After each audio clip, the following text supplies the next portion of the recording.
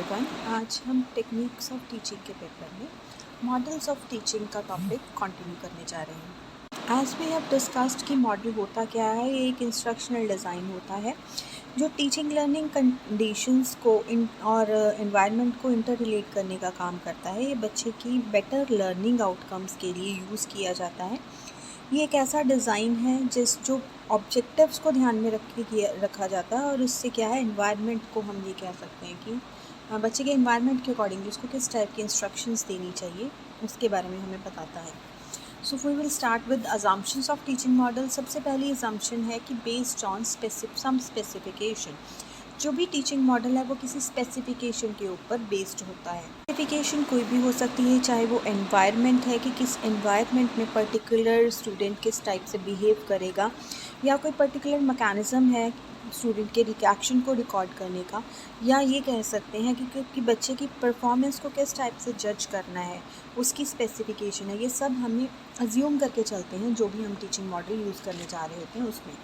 Second is generating an environment for learning. जो teaching model है वो एक ऐसा एनवायरनमेंट क्रिएट करता है जिससे स्टूडेंट क्या है, उस एनवायरनमेंट में उसकी लर्निंग जो है बेटर हो सके।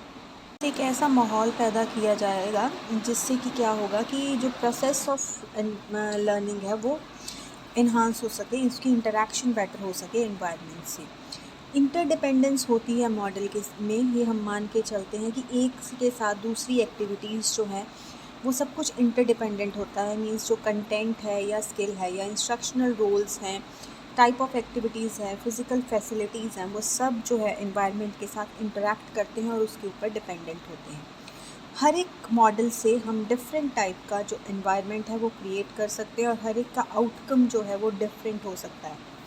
हम मॉडल में डिफरेंट मैथडोलॉजी जो है वो यूज़ कर सकते हैं। हम अज्यूम करके चलते हैं कि किस मॉडल के लिए कौन सा मेथड जो है वो सबसे बेस्ट माना जाएगा। देयर इज़ नो डाउट कि हमारे पास कोई भी मॉडल परफेक्ट नहीं है। हर एक टाइप के लर्नर के लिए डिफरेंट टाइप के मॉडल को हम यूज़ कर सकते हैं और डिफरेंट लर्निंग एनवायरनमेंट क्रिएट करने के लिए हमें डिफरेंट मॉडल्स यूज़ करने पड़ेंगे। ये हमारी सारी अजम्पशंस हैं। Next we move to the fundamental elements of a teaching model. एक टीचिंग मॉडल में कौन कौन से बेसिक फंडामेंटल मॉडल चीज़ें जो हैं वो होती हैं। 6 चीज़ें जो हमने सामने लिखी हुई हैं, यही टीचिंग मॉडल के फंडामेंटल एलिमेंट्स हैं, जो है focus, syntax, social system, principle of reaction, support system और applicability of the model. Let us discuss these one by one.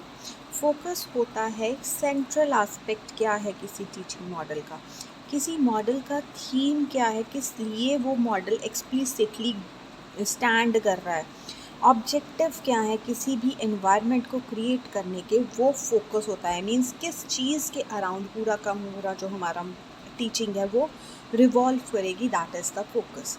Next is syntax. Syntax जो है वो रेफ़र करता है स्ट्रक्चर ऑफ मॉडल को, कि क्या मॉडल में हम कौन कौन सी एक्टिविटीज़ को इंक्लूड करेंगे, कौन कौन से स्टेजेस पे हमें किस टाइप के जो प्रोग्राम्स हैं उनको एग्जीक्यूट करना है, कैसी कैसी हमने एक्टिविटीज़ करवानी है। सिंटेक्स के थ्रू टीचर को ये क्लियर हो जाता है कि उसने कहाँ से स्टार्ट करना है और किस डायरेक्शन में फर्दर मूव करना है।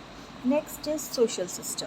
सोशल सिस्टम स्टैंड करता है relationship between the learner and the environment, या टीचर और स्टूडेंट के बीच में या एनवायरनमेंट के बीच में किस टाइप का रिलेशन होगा, जिसमें 2 टाइप के एलिमेंट्स इन्वॉल्व होते हैं। एक होता है रिलेशन बिटवीन द टीचर और स्टूडेंट, और बेसिकली हायरार्की किसकी है, किस टाइम पे कौन ज़्यादा डोमिनेट कर रहा है, टीचर कर रहा है या स्टूडेंट कर रहा है। इसके ऑपोजिट दूसरा होता है नॉर्म्स या बिलीव्स, जो हम बच्चे को रिवॉर्ड के तौर पे देंगे उसके किस बिहेवियर के लिए, ये हमारा सोशल सिस्टम बताता है। Next is principal of reaction.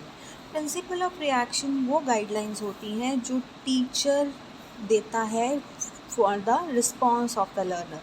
किसी भी लर्नर के किसी पर्टिकुलर बिहेवियर के लिए टीचर किस टाइप से रिस्पॉन्ड करेगा, किस एक्टिविटी को स्टूडेंट की वो हाईलाइट करेगा और किसको सप्रेस करेगा।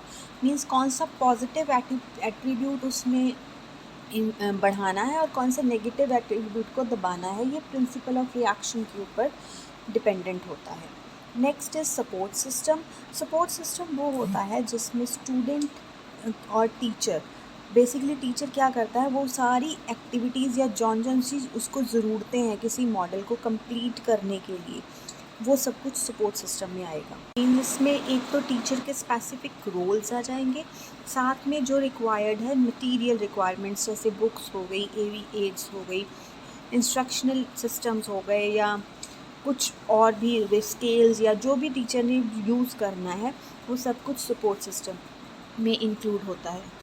Last one is applicability of model. Applicability of model depends करता है कि हमें किस टाइप का टॉपिक टीच करना चाहते हैं हम।